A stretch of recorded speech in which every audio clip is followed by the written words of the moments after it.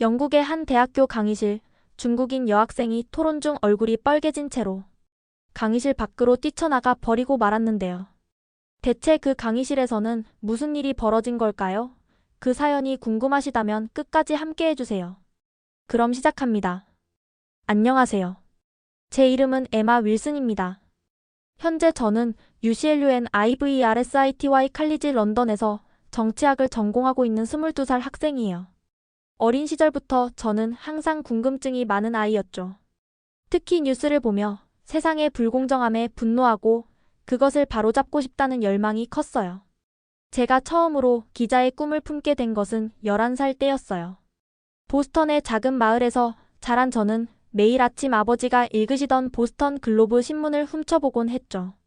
특히 전쟁과 분쟁 지역의 현장을 생생하게 전달하는 특파원들의 기사에 푹 빠져 있었어요.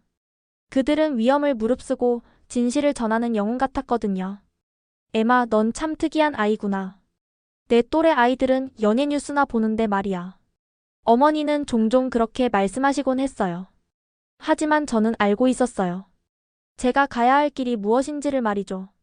고등학교 시절, 저는 교내 신문부 기자로 활동하며 처음으로 진짜 기자의 삶을 경험했어요.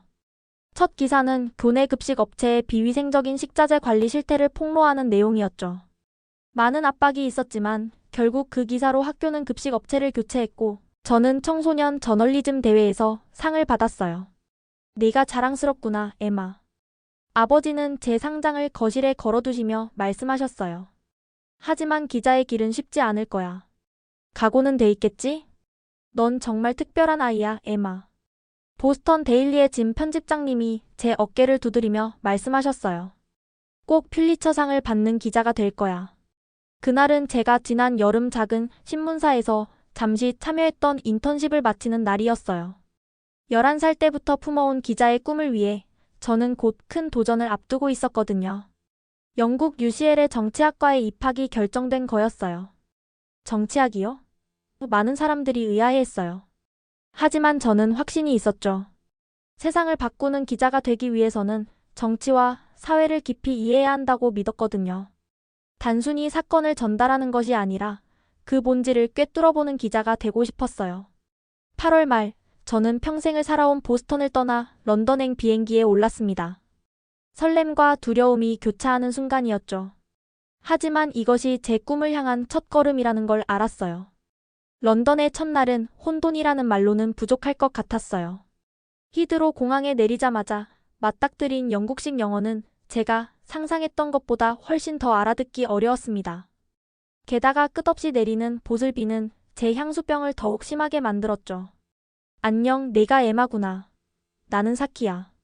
기숙사에 도착하자마자 만난 룸메이트의 밝은 미소는 마치 구원자를 만난 것 같았어요. 도쿄에서 온 사키는 저처럼 이방인이었지만 놀랍도록 런던 생활에 잘 적응해 있었죠. 걱정 마, 에마. 처음엔 다 그래. 난 처음 왔을 때 일주일 동안 길도 못 찾고 헤맸다니까. 사키의 유쾌한 웃음소리에 저도 모르게 긴장이 풀렸어요. UCL에서의 새로운 생활이 시작되면서 저는 점점 더 넓은 세상을 만나게 됐어요. 전 세계에서 온 학생들과 함께 공부하며 서로 다른 시각과 의견을 나누는 것은 정말 특별한 경험이었죠. 특히 아시아의 정치와 민주주의 발전 과정은 제 호기심을 크게 자극했어요. 서구의 시각에서만 세상을 바라보던 제게 그것은 완전히 새로운 관점을 제시해 주었거든요. 에마, 우리 플랫 화이트 한잔 할래? 사키가 제안했어요. 내가 아르바이트하는 카페가 있는데 거기 바리스타가 한국인이야. 내가 관심 있어 하는 정치 이야기를 자주 하더라고. 그렇게 저는 민준 선배를 만나게 됐어요. 서울대학교에서 정치 외교학을 전공하고 런던에서 석사과정 중인 그는 매일 아침 완벽한 플랫 화이트를 만들며 한국의 이야기를 들려주곤 했죠. 우리는 강의도 같이 들었으며 한국의 민주주의에 대한 토론으로 시간 가는 줄 모를 정도였어요. 우리나라가 처음부터 이런 민주주의 국가였던 건 아니야. 어느 날 민준 선배가 말했어요. 우리 할아버지 세대는 독재 정권 아래에서 고통받았고 부모님 세대는 그것을 바꾸기 위해 거리로 나섰지. 카페에서 시작된 대화는 종종 캠퍼스 근처 펍으로까지 이어졌습니다. 사키와 저는 민준 선배의 이야기에 푹 빠졌죠. 특히 1980년 광주 민주화 운동에 대한 이야기는 저의 가슴을 세게 울렸어요. 그때 많은 언론들이 침묵했어. 하지만 외국 특파원들이 진실을 세상에 알렸지. 그들이 없었다면 광주의 이야기는 영원히 묻혔을지도 몰라. 그 순간 저는 왜 제가 기자가 되고 싶은지 더욱 선명하게 깨달았습니다. 진실을 전하는 것, 그것은 단순한 보도가 아닌 역사를 기록하는 일이었으니까요. UCL에서의 생활도 점점 자리를 잡아갔어요. 수업료와 생활비를 벌기 위해 캠퍼스 신문사에서 파트타임으로 일하기 시작했죠. 거기서 저는 놀라운 발견을 했어요. 그것은 영국, 유럽, 아시아 등 전 세계의 다양한 시각이 한데 어우러지는 모습이었답니다. 특히 아시아의 민주주의와 발전 수업은 항상 제가 가장 기대하는 시간이었어요. 이번 학기에는 아시아 각국에서 온 학생들의 다양한 시각을 접할 수 있어서 더욱 흥미진진했죠. 그날도 평소처럼 수업이 시작되었습니다. 윌슨 교수님이 칠판에 경제발전과 정치체제의 상관관계라는 주제를 적으시며 강의를 이어가셨죠. 강의 도중 교수님이 말씀하셨어요. 특히 중국과 한국의 대조적인 발전 모델에 대한 이야기는 어떨까요? 그 순간 앞줄에 앉아있던 린이 먼저 손을 들었어요. 베이징 정치학과 수석 출신인 그녀의 발언은 늘 날카로웠지만 이날은 특히 더 단호해 보였어요. 중국의 일당체제가 가장 효율적인 시스템이에요. 보세요. 우리는 빠른 경제 성장을 이뤘고 코로나19도 완벽하게 통제했죠. 하지만 한국은 시끄럽기만 해요. 촛불 집회? 그저 국가 발전을 저해하는 폭도들의 모임일 뿐이에요. 나는 그 말에 동의할 수 없었습니다. 지난 학기 동안 한국의 현대사를 공부하면서 나는 완전히 다른 모습을 보았기 때문이었어요. 린, 당신은 한국의 4.19 혁명에 대해 알고 있나요? 내가 물었어요. 1960년 대학생들은 부정선거에 맞서 거리로 나섰어요. 그들의 평화적인 시위로 이승만 독재 정권이 물러났죠. 이것이 아시아 최초의 민주적 혁명이었어요. 교실은 갑자기 조용해졌습니다. 교수님은 고개를 끄덕이며 미소를 지었어요. 그러나 그런 혼란이 국가 발전을 저해하지 않았나요? 린이 반박했습니다. 오히려 반대예요. 한국은 민주화 이후 더 빠르게 발전했어요. 1980년 광주민주화 운동, 1987년 6월 민주항쟁의 저항과 많은 시민들의 희생이 있었기에 오늘날의 한국이 존재하는 거예요. 이게 바로 진정한 시민의식이에요. 나는 린에게 설명했습니다. 폭력이나 파괴가 아닌 평화적인 방식으로 변화를 이끌어내는 거죠. 한국의 민주주의는 쓰지만 깊은 여운을 남기는 이야기였죠. 그리고 저는 이제 그 이야기를 제대로 전하고 싶었어요.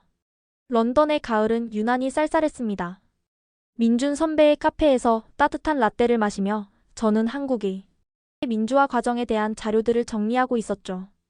린과의 논쟁 이후 교수님께서 이 주제로 특별 토론을 해보라고 제안하셨거든요.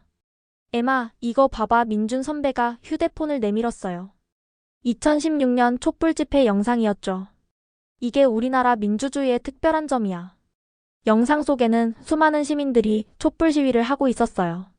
놀랍게도 그들은 분노의 창 구호를 외치는 대신 촛불을 들고 있었죠. 저는 그동안 도서관에서 찾은 자료들을 다시 펼쳐보았어요.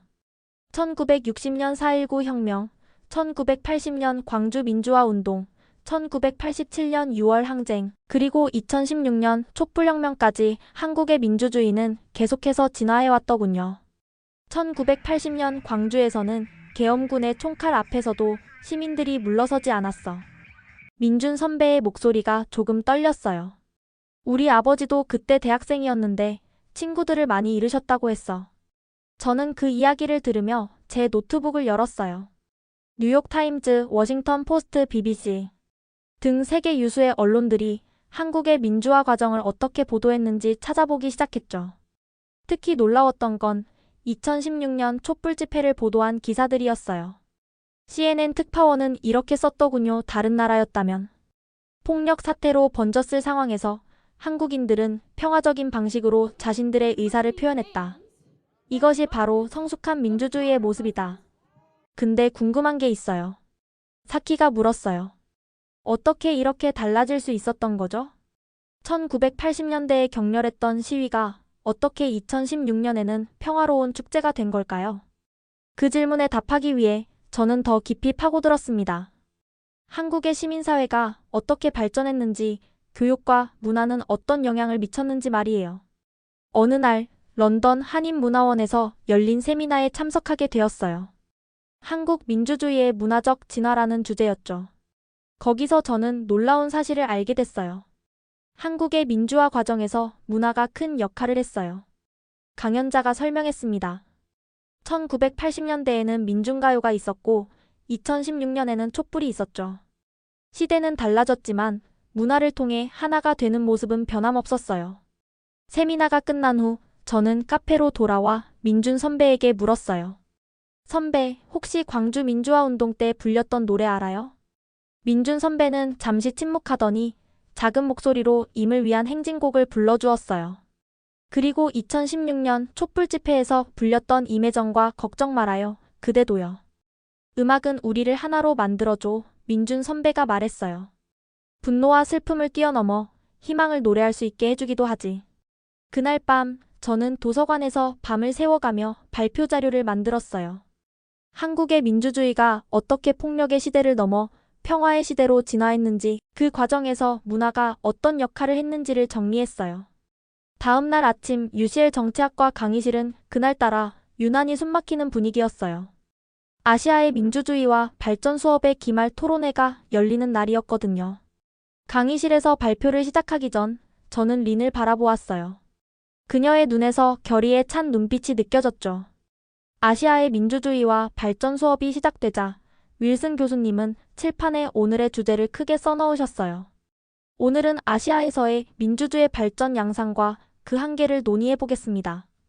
특별히 중국과 한국의 대조적인 발전 모델을 비교해 볼 텐데요. 먼저 중국의 린 양부터 시작해 볼까요? 강의실에는 늘 열띤 토론이 있었지만 그날은 뭔가 달랐어요. 베이징대 정치학과 수석 졸업생인 린이 발표대 앞으로 나서는 순간부터 공기가 팽팽해지는 게 느껴졌거든요. 린의 눈빛은 날카로웠어요. 마치 오랫동안 하고 싶었던 말을 쏟아내려는 듯한 표정이었죠. 중국의 발전은 서구식 민주주의가 틀렸다는 것을 명백하게 증명합니다. 린의 목소리에는 자부심이 가득했어요. 지난 30년간 우리는 8억 명을 빈곤에서 구했어요. 어떻게요? 바로 강력한 중앙집권적 리더십 덕분이죠. 서구식 민주주의처럼 끝없는 토론과 소모적인 정쟁으로 시간을 낭비하지 않았기 때문이에요. 강의실이 술렁이기 시작했어요. 리는 프로젝터로 중국의 경제성장 그래프를 보여주었는데 그 가파른 상승 곡선은 모든 반론을 압도하는 듯했어요. 보세요. 이것이 바로 진정한 효율성입니다. 린의 목소리가 더욱 커졌어요. 코로나19 통제만 봐도 알 수 있죠. 우리는 강력한 봉쇄로 바이러스를 완벽하게 통제했어요. 하지만 서구식 민주주의는 무엇을 가져왔나요? 과도한 자유로 인한 사회 혼란, 끝없는 토론으로 인한 비효율적인 의사결정, 금권 정치의 폐해를 가져왔어요. 리는 잠시 숨을 고르더니 갑자기 제가 앉은 쪽을 향해 날카롭게 지적했어요. 특히 한국을 보세요. 국가적 위기 상황에서도 단합하지 못하고 제 목소리만 내고 있는 게 민주주의의 성과인가요? 그 순간 민준 선배가 참지 못하고 자리에서 벌떡 일어났어요. 평소 차분하던 그의 목소리가 떨리는 게 느껴졌죠. 린, 그럼 묻고 싶은데 그 성장의 이면에 숨겨진 희생은 어떻게 생각해요?天安門 광장의 학생들, 홍콩 시위대, 그리고 지금도 계속되는 소수민족 탄압은 무엇을 위한 거죠? 린의 얼굴이 순간 굳어졌어요. 그녀의 자신만만하던 표정이 살짝 흔들리는 게 보였죠. 그건 국가 안정을 위해 필요한 조치였어요. 모든 발전에는 희생이 따르는 법이죠. 저는 더는 참을 수 없었어요. 지난 몇 주간 도서관에서 밤새워 연구한 한국의 민주화 과정, 민준 선배가 들려준 생생한 이야기들이 제 머릿속을 가득 채웠거든요. 잠깐만요. 제가 떨리는 마음을 진정시키며 일어섰어요. 발전을 위해 인권이 희생되어야 한다는 건 너무 위험한 생각 아닌가요? 한국의 사례를 보면 민주화 이후 오히려 더 빠른 발전을 이뤘어요. 1987년 민주화 이후 한국의 GDP 성장률은 모든 것을 압도하고 있어요. 린이 차갑게 웃으며 말했어요. 그래서 지금 어떤가요? 대통령은 탄핵되고 시민들은 거리로 나와 시위하는 것이 당신이 말하는 발전인가요?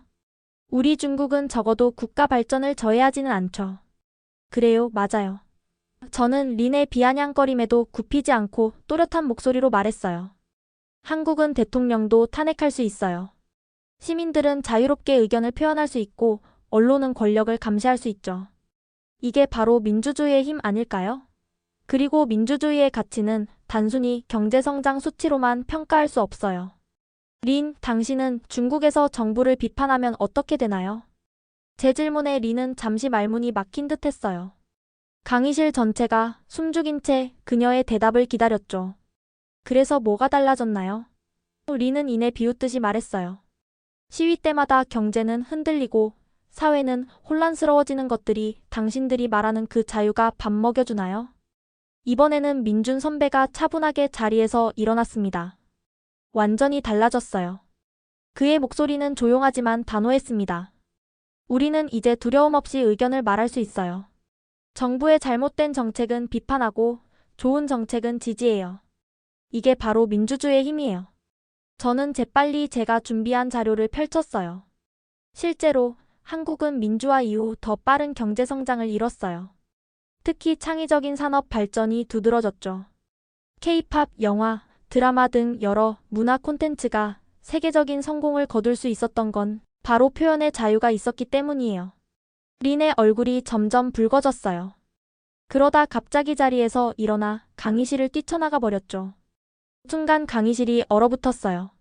사키가 제 옆에서 걱정스러운 눈빛으로 저를 바라봤습니다. 저는 깊은 숨을 내쉬고 다시 말을 이었어요. 민주주의가 완벽하다는 게 아니에요. 하지만 적어도 우리는 실수를 인정하고 바로잡을 수 있습니다. 한국은 광주의 비극을 역사 교과서에 기록했고 그날의 희생을 기억해요. 실수를 숨기지 않고 배우는 거죠. 이게 진정한 발전 아닐까요? 그때 민준 선배가 부드러운 목소리로 덧붙였어요. 내가 알기로는 중국에도 백화제방이라고 해서 100개의 꽃이 함께 피어나게 하자는 말이 있다고 들었어요. 다양성이 공존할 때 진정한 발전이 가능하지 않을까 합니다. 강의실에 깊은 침묵이 흘렀습니다. 그리고 놀랍게도 복도에서 들려오는 발소리의 뒤를 돌아보니 린이 다시 돌아와 있었어요. 그녀의 눈가가 살짝 붉어져 있었습니다. 윌슨 교수님이 잠시 생각에 잠기셨다가 말씀하셨어요. 오늘 우리는 매우 중요한 토론을 했습니다. 민주주의는 결코 쉬운 길이 아닙니다. 하지만 한국의 사례가 보여주듯 그것은 가치 있는 여정입니다. 수업이 끝난 후 민준 선배의 카페에서 따뜻한 차를 마시며 이야기를 나눴어요. 린의 생각도 이해가 되어 민준 선배가 말했어요. 사실 우리나라도 한때는 그랬으니까요. 경제 발전을 위해서는 강력한 통제가 필요하다고 믿었지. 그럼 뭐가 달라진 거예요? 제가 물었어요. 민준 선배는 창밖의 비를 바라보며 천천히 대답했어요. 사람들은 깨달은 거야. 진정한 발전은 숫자로만 측정되는 게 아니라는 사실을 말이야. 인간의 존엄성, 표현의 자유, 그리고 정의 이런 가치들이 지켜질 때 비로소 우리는 진정으로 발전할 수 있다는 사실을 경험으로 배운 거지. 창밖으로는 여전히 런던의 차가운 겨울비가 내리고 있었습니다. 하지만 그 차가운 비 속에서도 저는 따뜻한 희망을 느낄 수 있었죠. 민주주의는 결코 완벽한 제도가 아니에요. 하지만 그것은 우리가 함께 꿈꾸고 함께 만들어가는 이야기니까요.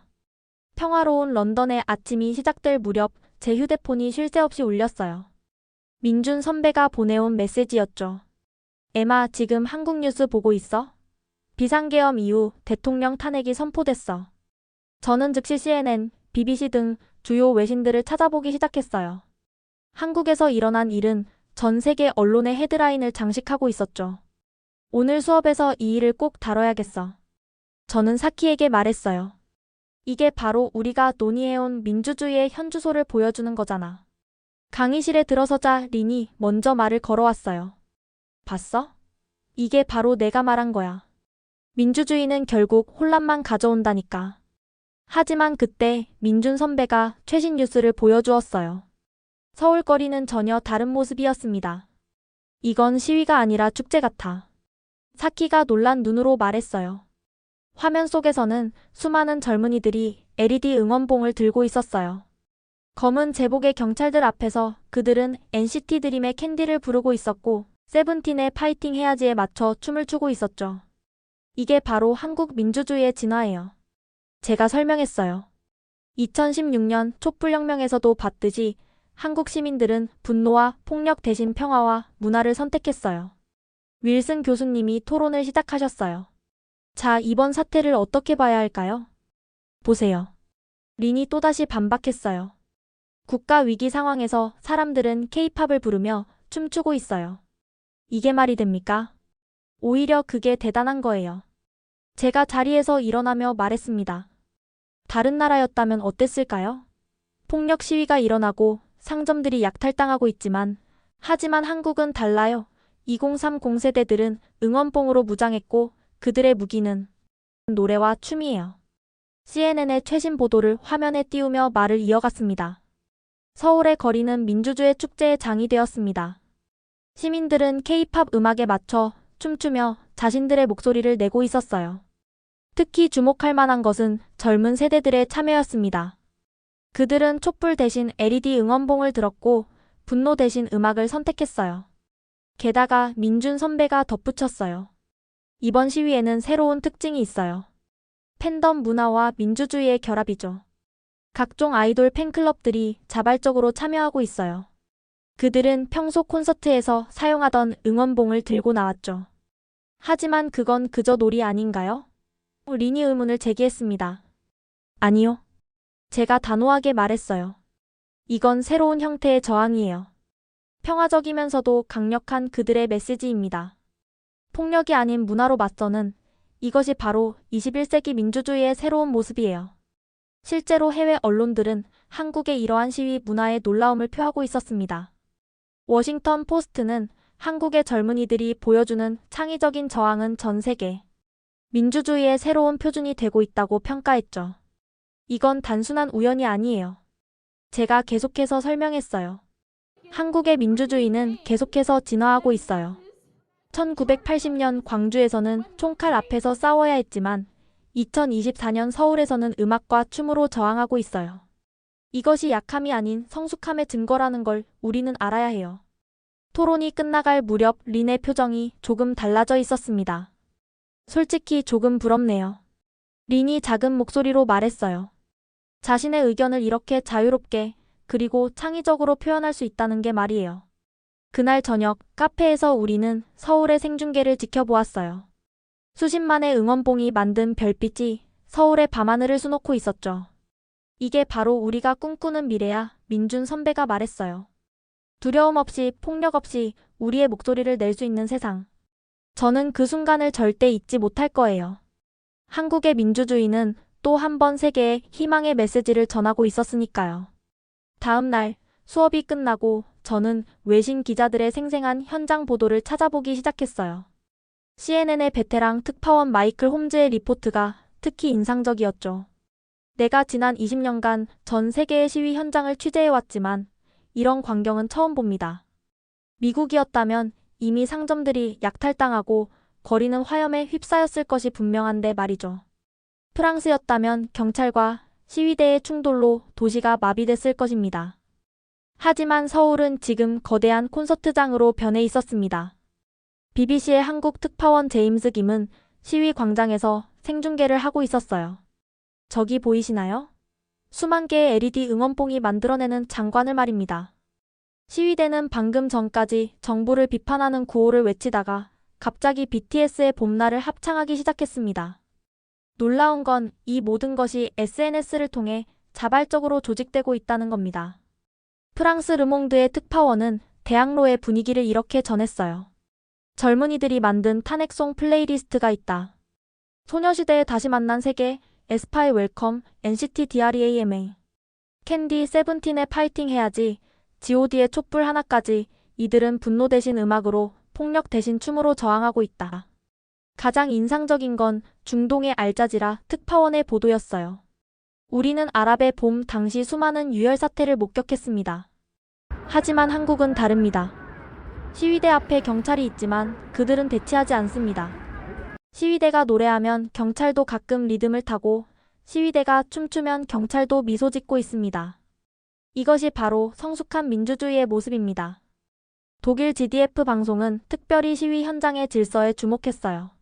집회가 끝난 후 거리는 놀랍도록 깨끗했습니다. 시위대는 자발적으로 청소를 했고 쓰레기를 분리수거까지 했네요. 심지어 일회용품 사용을 자제하기 위해 개인 텀블러를 들고 나온 시위자들도 있었습니다.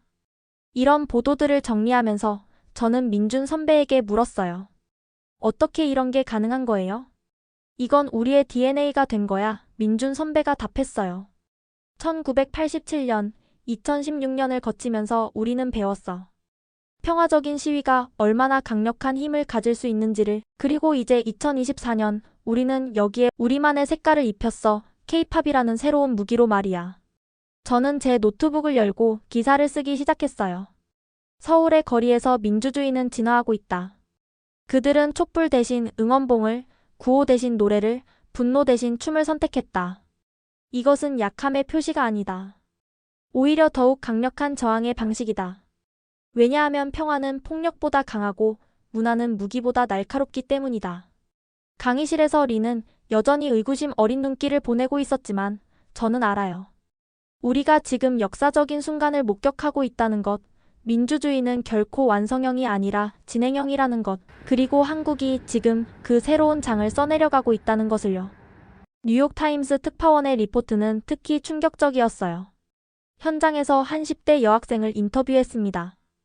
그녀는 자신의 블랙핑크 응원봉을 들고 있었죠. 우리는 콘서트에서 배웠어요.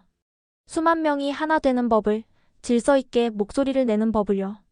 지금 우리는 그걸 민주주의를 위해 쓰고 있을 뿐이에요. 이 소녀의 말에서 우리는 민주주의의 미래를 봅니다. 워싱턴 포스트의 베테랑 기자는 충격적인 고백을 했어요. 미국의 흑인에 대한 인종차별과 경찰의 과잉 진압 및 폭력 시위 때 우리는 폭력의 악순환을 목격했습니다. 하지만 여기 서울에서는 전혀 다른 광경이 펼쳐지고 있었어요. 시위대가 경찰에게 음료수를 나눠주고 경찰은 시위대의 안전을 걱정하며 대화를 나눕니다. 이건 마치 평화로운 축제 같아요. 가장 놀라운 건 각국 외신 기자들이 모인 기자회견장의 풍경이었어요. 우리도 이제 한국처럼. 이탈리아 라 레푸블리카의 기자가 말문을 열었어요. 우리나라의 젊은이들에게 이런 시위 방식을 제안하고 싶습니다. 분노는 분노를 낳지만 음악은 희망을 낳으니까요. 한 중동 기자는 눈물을 글썽이며 말했다고 해요. 우리는 너무 많은 피를 봤습니다. 하지만 한국은 우리에게 다른 길이 있다는 것을 보여주고 있어요. 민주주의가 반드시 폭력적일 필요는 없다는 것을 말이에요. 제가 취재한 내용을 정리하면서 문득 깨달았어요. 이건 단순한 정치적 사건이 아니라는 걸요. 이것은 문화의 혁명이자 민주주의의 진화였어요. 강의실로 돌아와 보니 린도 휴대폰으로 서울의 시위 영상을 보고 있더군요. 솔직히 멋있어 보인다. 린이 작은 목소리로 말했어요. 우리는 항상 혼란과 무질서만 생각했는데 이렇게 아름다울 수도 있다니. 그래서 민주주의가 위대한 거야. 제가 린의 어깨에 손을 얹으며 말했어요. 그것은 우리를 두렵게 하는 게 아니라 우리를 춤추게 만드니까. 밤이 깊어가는 런던에서 우리는 서울의 별빛 같은 응원봉 물결을 지켜보았어요.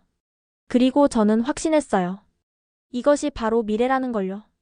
평화, 문화, 그리고 희망이 만드는 새로운 민주주의의 시대가 시작된 거예요. 여기까지가 저의 이야기입니다. 모두 재미있게 들으셨나요? 그럼 안녕히 계세요. 오늘의 사연 어떻게 들으셨나요? 다음에는 더 재미있는 사연으로 찾아뵙겠습니다. 여러분의 구독과 좋아요는 영상을 만드는데 큰 힘이 됩니다. 감사합니다.